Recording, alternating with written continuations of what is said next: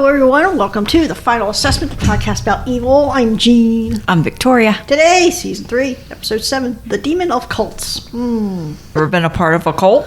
I told you I was raised Catholic. Anyway. All right. David is meeting with LeConte. When we get into this plot line, I guess I understand David's reaction, but I still feel like it's like, but David, you know what they're trying to do. I can't play along. But anyway, so LeConte has this little thing. It's this little wind-up bird with some glasses, and he gives it to David, and he's like, well, so what we want you to do is slip it into Kristen's daughter Lexis. Put it in her room. Okay. And leave it there. Leave it there. I mean, I would think somebody's going to notice that. Well, okay, so LeConte explain. Well, they don't. They have all sorts of shit in their room. They don't know what's in there. He explains, we know Leland's after everybody, but also we know about, you've been at me about RSM for months now. So this is what I'm telling you. Okay, Lexis is an RSM baby. Yes. She's bringing Groom to take over Sigil. Leland's Sigil, I guess. I don't know. I don't know either. It's all weird. There's never... We don't get any clarity. Yeah, we don't have any kind of clear, what she's supposed to be doing. Whose Sigil she's taken over. I mean, it would seem to... Okay. At first you would say your immediate reaction is, well, Cheryl's, but that doesn't make any sense because Cheryl's Sigil... I'm even clear that she has one. Yeah. And Cheryl's behavior going forward is ambivalent at best, but does not seem convincing to me that she intends for this to happen to Lexis. Yeah. Even before we get to the end. Anyway, he's like, but you can't tell Kristen or Lexis. So David refuses to do it. Okay, I understand his loyalty to Kristen, but I also understand, a literal demon. You're already suspicious of RSM, that you know they're up to no good. Yes. You already know a literal... I guess Leland's actually a demon. I don't know. Whatever he is, you suspect he's a demon. Yes. I mean... You know he's after this family. What exactly is the harm here? The fact that David can't tell Kristen he feels like he's lying to her. Okay, but this is where I say, okay, so we start getting to some moral ambiguity here. This is adult morality. This is not perfect world church morality. This is real world, we got to do things morality. What's worse? Hiding something for a moment from your friend till it's a good time to tell her, or giving this child no protection against the forces of evil? I mean, definitely protect the child. Definitely. So the most powerful... I wonder if he's... One of the most powerful churches in the world is putting the force of everything they have behind protecting this child, but you're like, no, because I don't want to hurt Kristen's feelings. I mean, maybe he feels like the toy could hurt her. I mean, granted, it's weird that they're going to be spying on her like this. I feel like, why are you... I mean, I guess they want to kind of see if she's doing weird shit, like dancing in the mirror with her tail, Yeah. But, again, we go back to this whole thing with Leland, and I think it's starting to come up here of why they let Leland get so far into the church. I'm like, why is your effort not pointed towards the person actually doing the thing that you're worried about? Yeah. Maybe Leland's as close as they could get. But, I mean, that's what I'm saying. They're not doing anything about Leland. But, okay, we'll get into it. But I'm still saying, from David's point of view, I'm like, this is I think, obviously, I think loyalty to a friend's a good thing. But I feel like, David, can you not... This is they made a joke a couple episodes, or one of the girls, because when Chris was like, you can't lie to mom ever, she's like, well, what if I have Jews in the basement? All right.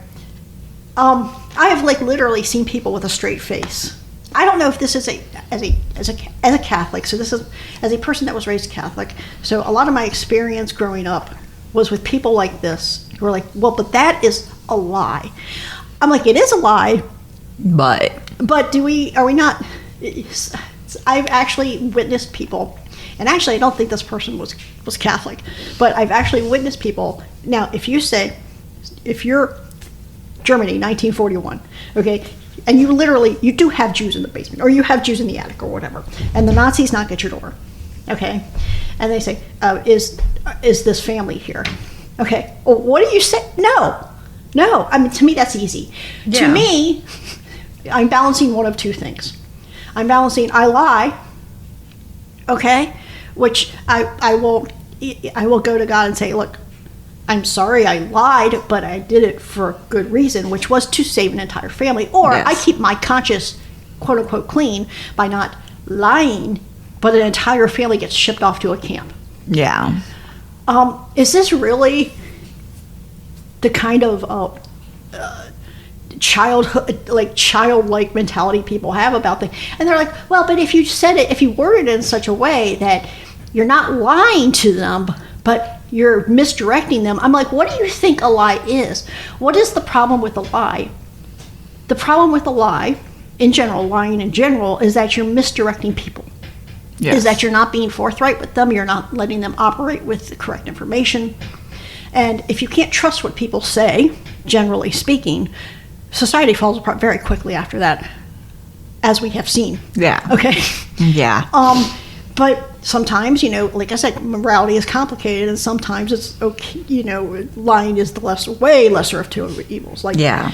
But people that can't think beyond, you said the sky was blue, but actually the sky is teal. If people that can't think in different layers than that, I mean, those people have no business making any kind of moral decisions. Sit them behind a computer or someplace where they just stamp something and they don't have to make any judgment about anything because they are missing something on the inside. If you can literally say, I can't lie to the Nazis because that's against the commandment, well, get the fuck, please. Then go with them. Yeah. Yeah, exactly. But that's what this feels like to me. Well, I can't lie to her. Okay, yeah, you can. Okay, I understand right now this is unpleasant, but like, you figure out a way to tell her down the road. Figure out a way to give her this information. Yeah. Without, blowing everybody's spot up.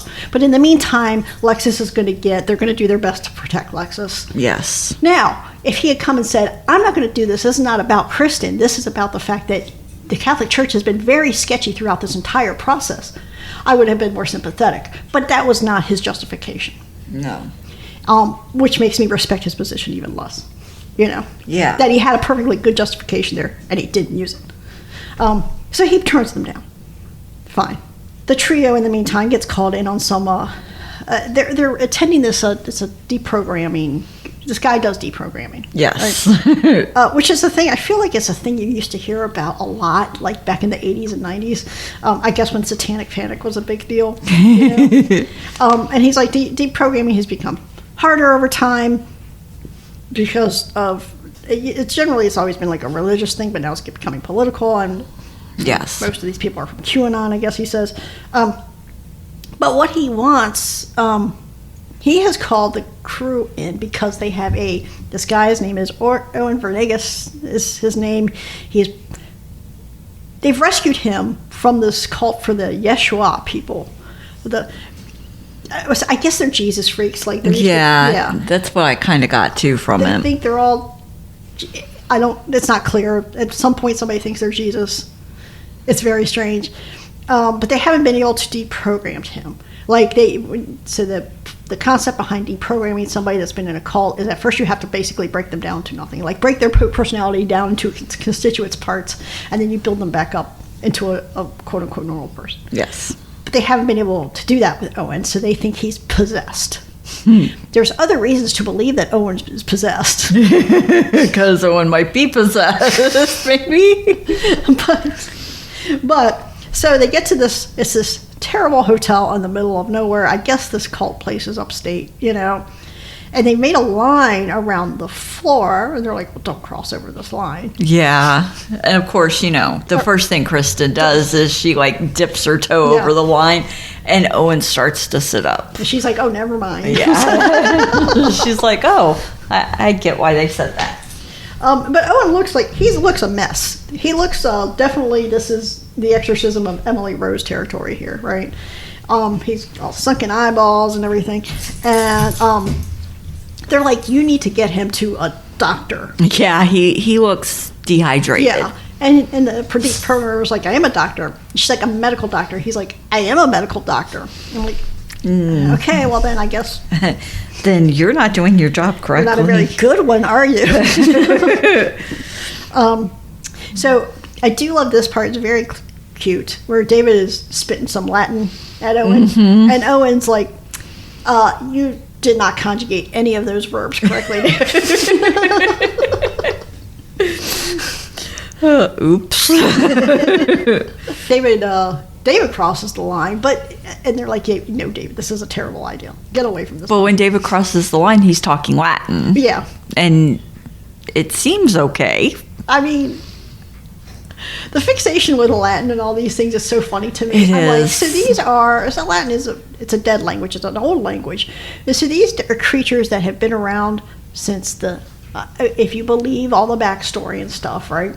So Satan rebelled against God. He was kicked out of heaven. Yes. Along with any of the angels that had gone along with him. And so that's what these demons are. To some extent, I guess some might be some other kind of elemental evil, but the Christian / Catholic / whatever theology behind demons is that they are fallen angels. Yes. With Lucifer. They fell from heaven. Latin was not the main language. There was no language. It was just there was no humans yet, right? Theoretically, like supposedly, right? Okay. But even then, like, Latin was not the first language. Why is Latin the one that they all speak? I don't know. Just like I don't get why when they write stuff, why stuff's written in Hebrew. Yeah, because this all presupposes. I mean, like to me, it's okay. I understand that, like, okay, like the Latin. Well, that was the language of the Catholic Church. Or that was the language in Rome when the church was founded. Okay, and Hebrew. Well, that was the language, the language that the rabbis and stuff used. I don't know the exact term back in biblical times or whatever. That was the clerical language or whatever. Okay, but everybody admits that the world was around for thousands of years before either of millions, billions actually, but from this the standpoint of the background here, the world existed way before anybody was speaking either of these languages. So why are the demons speaking these particular languages? I don't know. Talking to an American, the demon can speak English. So just talk to it in English. Yeah. Why does it matter? Why does it go to Latin? Why does it go to Latin? Anyway. I mean, I've always kind of thought maybe the reason for the people who are possessed, maybe the reason they speak in Latin is because the person they're coming through doesn't know Latin, and that's one way to prove it's a demon in them. Oh, you know what would be interesting? If somebody, but Latin, yes, but I took Latin in high school. And I'm not so old that Latin was not a dead language. It had already been a dead language for many centuries before I started high school. But what would really impress me, but like that's what I'm saying, in an American high school, at that point, you could still take Latin. Yeah. Okay, what would really impress me is if one of these motherfuckers came through speaking like Sanskrit or something. That'd be like, oh yeah, no, that's impressive. Yeah. That would be more interesting to me. But anyway, I digress. We're way off the topic. Okay. David decides he's going to call in a real exorcist, right? Yep. Kristen, they're all out there in Kristen's shed. Kristen she had learned in the Demon of Algorithms about this Mom Margarita trick with pop rocks. I don't know why anybody would try this, but she does. It's funny. And everybody is disgusted and appalled. Except her. She thinks it's cool. No, David and Ben are like, why? Why would you do this? Why? They find out this cult, where this cult is they're having a public opening. This doesn't sound like much of a cult if they're letting the public in, right? Kristen invites David to dinner. He's like, they don't want me, like the kids don't want me around. They want to see Ben. She's like, no, they want to see you. Come on. Because she's trying to do this Kurt thing where it normalized the relationship. They are playing this really weird game. I don't understand. Yeah, I don't understand it either. It's crazy. Whoever the killer is, it's like you're the killer. If somebody sees you and you wink at them, the idea is to get like a certain person to see you wink, but not more than one person at a time. So slowly people get picked off until it's just the killer and one other person, and then you have to make the accusation before you get killed or whatever. It's a weird game. But it ends up being Lexus is the killer. Yeah. And David is the last person standing. And they have this very intense stare down. Yes, they do. And then she winks and kills him before he turned her in, you know. But he's like, I gotta go potty. So he goes upstairs. Toilet is still gurgling. Yes. The girls tell him, or they tell him that the puddlers had come in, but they had the wrong equipment. It took, like, they were there forever, but they had the wrong equipment, and they told the girls to stay out of their room while they were working, which doesn't make sense. Why? Yeah. You don't live in the bathroom. So this is suspicious. So David goes into the girls' room, and, he sees Cheryl has replaced the book of terrifying things with this book, the demon pop-up book.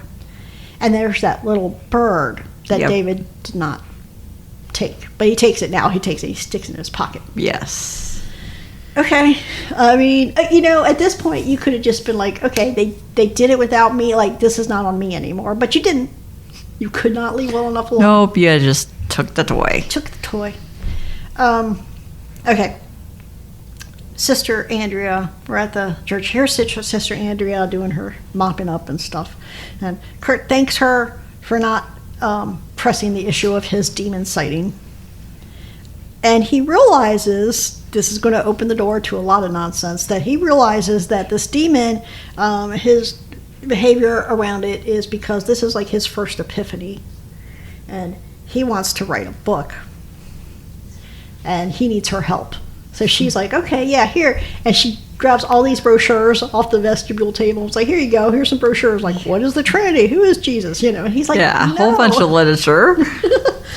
Okay, so this is, I understand Sister Andrea's position on a lot of things, but I also feel like she needs some PR training. PR training? Because she kind of like, okay, I get what you're trying to do here, Kurt, and that's fine, but I'm a nun, and as cool as I am, the church has a definite position on the role of nuns, and this is not it, so maybe you should go talk to Monsignor about Yeah. But she doesn't do that. She just kind of like, here's these brochures. So he's like, okay. And he goes out to the car, and, Leland sees an opportunity. He gets into Kurt. He's like, I can help you. I can give you some assistance. And it will, like I said, we're going to get into it. Oh, yeah. It opens the door to an insane subplot. Yeah, it does. This is funny. So the trio goes up to this. They're upstate at this cult, at this open service thing, and this open event open to the public. They're doing a morning service. It seems to me like it's one of those things where it's like, wow, if it weren't for the actual people here, this place would be really cool. Yeah. Yeah. But everybody is a lunatic. But they're watching everybody go in, and David's like, I thought the Catholic Church was white. Yeah. It is literally the entire population of Northern Europe here. There's nobody darker than And it that. looks mostly like women, too. Mostly women. That's, yeah. So anyway, back to Kurt. He's writing his book. What is it? From Bali to where? Oh, I don't remember. Keep seeing it. It's from Bali to New York, or from Bali to Manhattan, or Something. Central Park or something. Yeah. It's a ridiculous title, My Spiritual Journey, but he's stuck. That's all he's got is the title. Yes. Okay. And it's not even a great title. It's a terrible title. I would not want to read this book. I'd be like, what is this? Okay. So with David and Christian back at this gathering, David's kind of prying a little about Lexus. He's not being very slick. But it doesn't really matter because they get accosted by this woman. And she's like, you are the two of the most beautiful people I've ever seen. And they're like, okay, well, but we're not like that. So, I mean, Yeah. I'm a priest. I'm a priest and you're not a demon, so I guess I can't fuck you. Sorry. They bring them, they're asking about Lily. Lily is Owen's girlfriend. Yes. So she would not go. When they took Owen to deprogram him, she would not go. She stayed. So they find Lily. They're figuring like, well, maybe we can get her to kind of help him out. But she's in this bar, and they go find Lily. Okay. And Ben, meanwhile, has been wandering around alone. Yes. One of his little nerd science club women is there. Yes. So she is the woman. They had to do this initiation where they explode the toaster.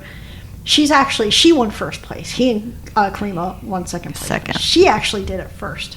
Okay, I think it's funny here because he's like, what are you doing here?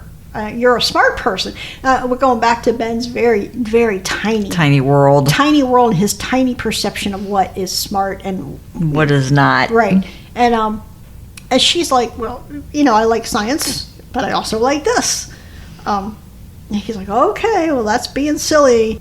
While they're talking, she gets called up because I guess she's Jesus today. I guess. I mean, she seems like she's head of the cult. Is she? I don't know. Or is it just today she is? I don't know. I don't know. Okay, so I'm not going to make fun of the. Okay, so I'm not. I'm not like saying that necessarily science and spirituality are incompatible. Nothing like that, because I do think that Ben's stances sometimes are ridiculous and insupportable, just like David's, just like Kristen's. But I also think that sometimes it's not really about whether something's spiritual or not. It's about whether something doesn't even make sense in a spiritual context. Yeah. What is your basis for believing that Jesus is randomly incarnating into some nerd Narnia chick that likes to talk about black holes and blow up toasters? What would be the reason for that? Sorry, got held up by the black hole. I don't know. I mean, maybe she's just ingratiated herself so deep. I don't know. That they all just believe that she carries the message. I guess so. Don't know. I mean, we don't really get a clear picture of it. We don't get a clear picture. Again, we're going back to we're just doing these abstractions of things. She calls Ben up to explain quantum entanglement. Ben explains. Ben gives the very, this, they always say, you don't really understand something unless you can explain it to people that have no idea what it is. So Ben gives, to his credit, the simplest explanation of quantum entanglement that anybody could possibly at least get the gist of it. Yeah. I think once you start getting beyond that, people will be like, well, that's crazy. But sure, it's crazy. People believe crazy shit all the time, though. Yeah. But anyway, we actually have evidence of quantum entanglement, but okay. But then she's like, okay, so Ben has explained quantum entanglement. So she's like, okay, just like, these spooky particles at a distance of the quantum entanglement, that's Yeshua and I are entangled over 2,000 years and 6,000 miles or whatever. And he's like, that is not what quantum entanglement is. It's not it at all, girl. That's not it at all. You pretend to understand these things, but clearly you understand it, but you don't know how to initiate it. Yeah. In the meantime, David and Kristen have found Lily. Even she thinks that possession, the idea of him being possessed, just doesn't sound right. Yeah. Of course, when they're just starting to find who they're looking for and make some progress, David gets a call from a friend, LeConte, and he basically tells him, you need to come now. If you want to help Lexus, you better come now. Yeah. What is this thing in the garage? I'm not sure. Okay. All right, so it's not just me. I was like, what the fuck is this thing? Okay, it doesn't matter. All right. We'll talk about it. So Ben is still with his lady friend. She's going to stay. David and Kristen are going to leave, right? So Kristen's going to get David where he needs to go, or whatever. He's going to drop her off. But Ben's going to stay for dinner. Okay. They keep joking. There's these little sly allusions and joking about these human sacrifices. Yeah. And we know the show, we're that's not a joke, Ben. Yeah, that's not a joke when it comes to demon. But we'll see. All right, Kurt and Leland. Leland is Leland. Okay, Kurt has called upon Leland because he's like, I'm irretrievably stuck on my manuscript. Help me out. Leland drops some trivia apparently on Dante's Inferno. Has, I don't know, a couple hundred translation. The Paradiso only has 20 or something. Yeah. He's like, why? Because people like to read about gnarly stuff, you know. What's the paradiso? Oh, he gets to heaven and everything's beautiful, you know. Well, that's no fun. Let's hear about, you know, people in the pits and stuck up to their eyeballs and shit and all that. Like, that's the fun stuff. Let's, you know. So he gives them this process.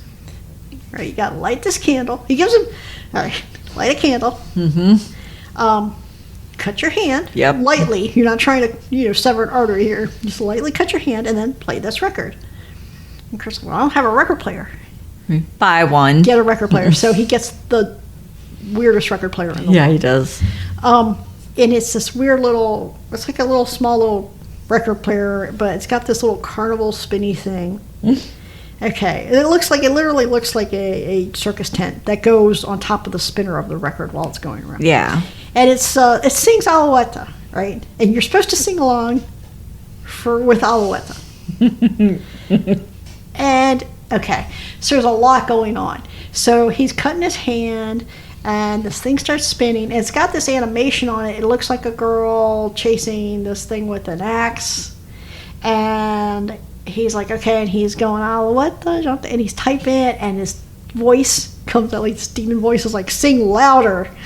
He's like, all right, Alouetta. He starts shouting it, and his hand, the hand that he cut, is like a demon hand now, but his other hand is normal. Yeah. And then this girl, the girl that's been running around this little carnival thing, this little like paper animation thing, she's caught up to this bird that she was chasing. She's just axing the shit out of this thing. Yeah. It's so random. It's very random. I was like, they just wanted to give us something to laugh at in the middle of the show. And it only gets weirder as it goes on. Yes, it does. Okay, so there's Kurt. We're going to leave Kurt there, but we're going to come back to Kurt. David and LeConte. They know he took the bird from the room.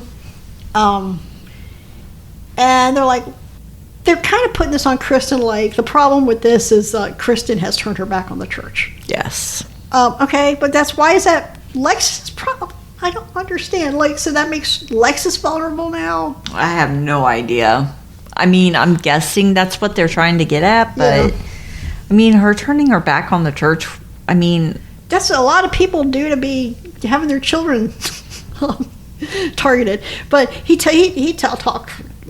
introduces himself to Kristen and tells her that your daughter is being groomed to carry a demonic tradition, and it's a big one too. It's not a little small time one. It's a big. It's not like the guy with the drone on the highway. Yeah, it's a big one, and basically help us. Like she's like, yeah, I know Leland, right? Of course it's Leland. And okay, so you got to help us. Can you help us stop Leland? Like, I've been trying to do that for like 3 years, and you all hired him to interfere with her. Okay, so we start getting these bullshit lines. We'll go throughout this when they come back and forth, and they kind of go in and out of the storyline. That they allowed Leland into the assessor program. They had to keep him close. I'm like, this doesn't make any sense. Yeah. What do you mean you had to keep him close? So you put him in a key position to do the most damage after you blamed David for dropping the ball on the cannibal. I'm like, he only did because y'all put Leland there. Yep. And you kept him there after that. So I am calling out bullshit on this excuse. Why was Leland really allowed to get that far? Yeah. And later, in the next couple episodes, we'll get another moment with Leland where we're like, none of this makes sense together.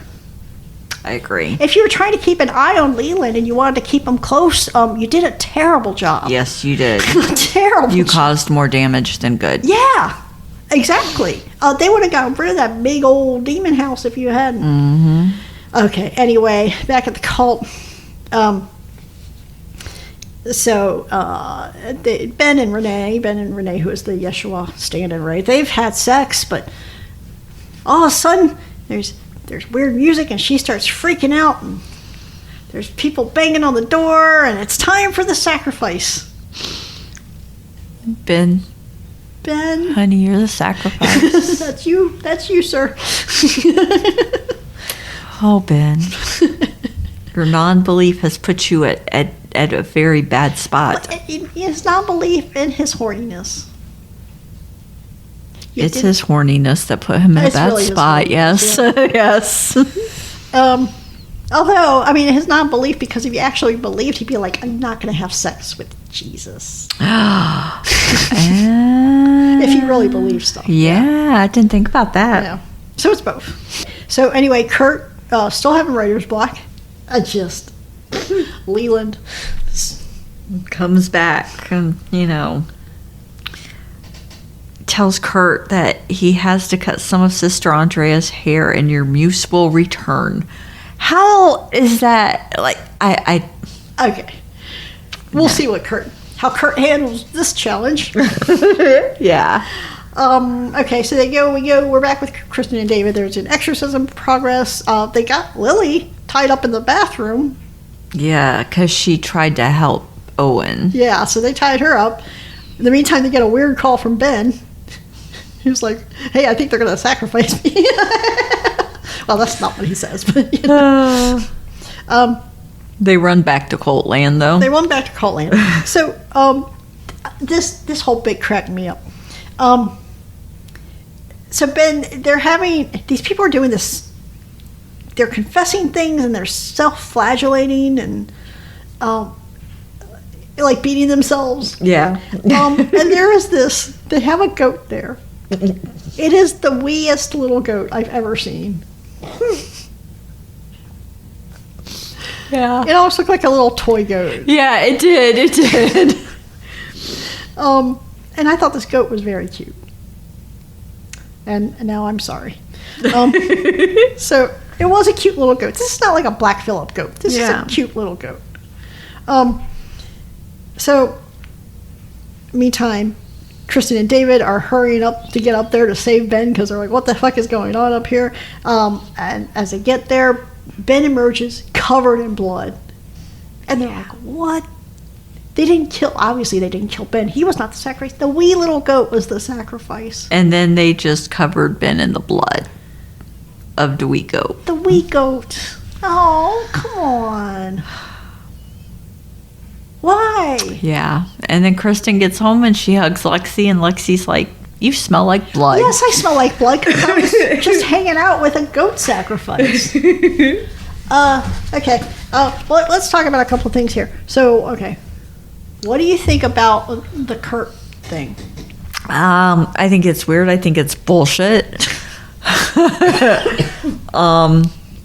And I think Leland's just he's doing more and more to initiate, and maybe that's not the right word, but to get into Kurt's good graces so he can turn Kurt.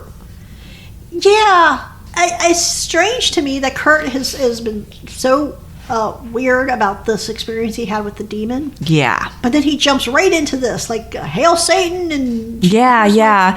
He didn't even want to talk about the demon thing, and now he's all about Satan. Yeah. So, I mean, I think Leland's just kind of working his way in with Kurt. Yeah.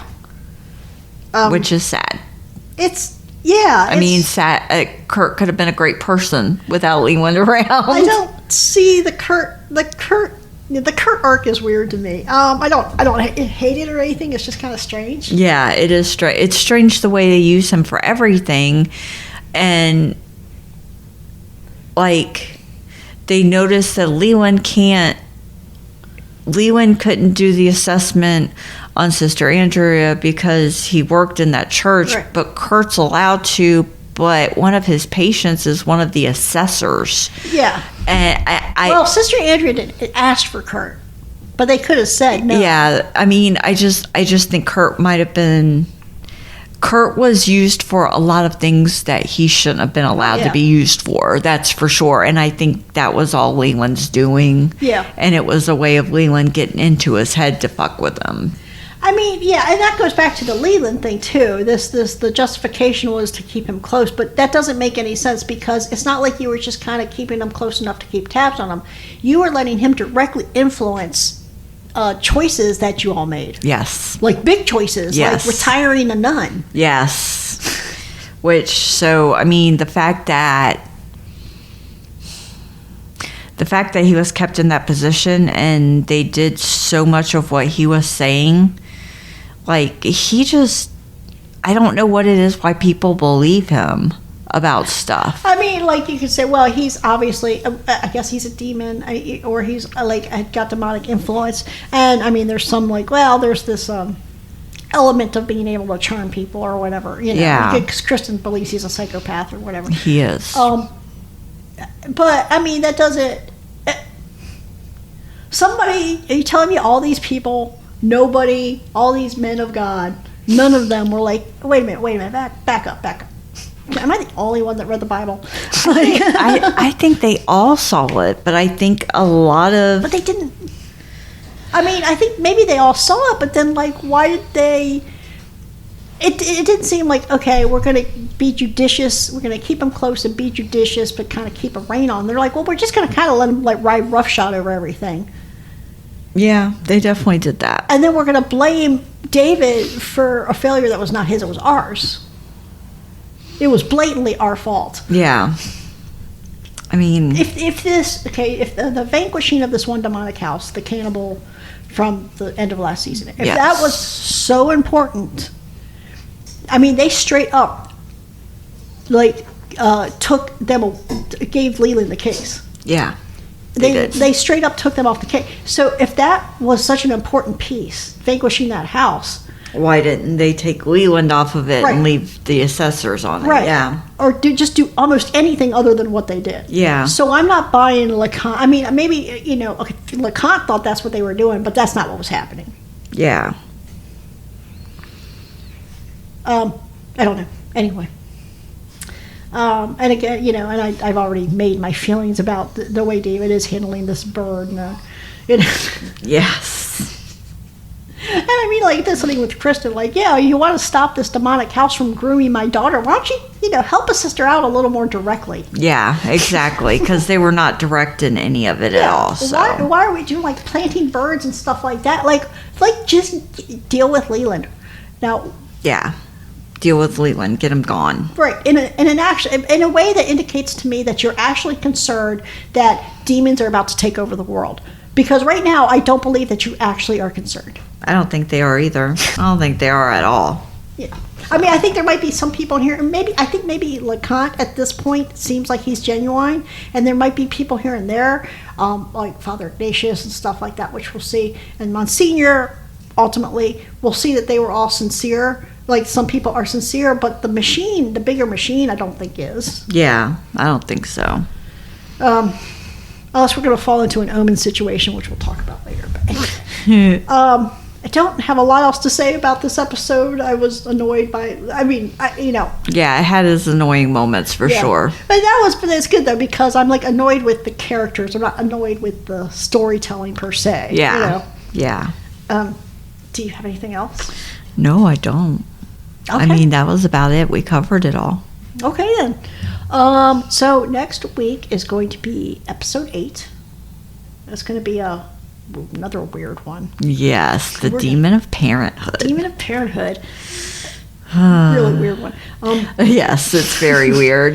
But in the meantime, you can check out our other podcasts. We have Deconstructing the Dark Pastor, the podcast about all things Dexter. Wrapping up season 4. We're doing we're looking at some of our favorite Dexter villains and things for a little bit before we go into Resurrection season 2, which we will be covering as it goes. So yes. We'll be doing that. And you can also check out our Outside Food and Drink, which is our movie podcast. July is Shark Month. Got a big old back catalog you can also look at. We had Vacations from Hell in June, Giallo Month in March or May, so there's plenty to listen to on that. We generally release about an episode a week. July is a short month because we had some vacations and stuff. But other than that, check out any of those. In the meantime, you can also drop us a line, follow us on our socials, which all that's in the show notes, or send us an email. Whatever you feel inclined to do. Yeah, explain the Yeshua call to me. What was this little bird? Did they have a camera in it? What's going on? Anyway, tell me why why everybody thinks Latin is so convincing. Yes, please tell us that. I mean, don't give me the line about, well, the church was formed in Rome. I don't care about any of that. I know that's the official explanation, but it doesn't make story sense for a work of fiction. So do that for me. Anyway, until next week, when we talk about we talk about episode 8, The Demon of Parenthood. Later. Later.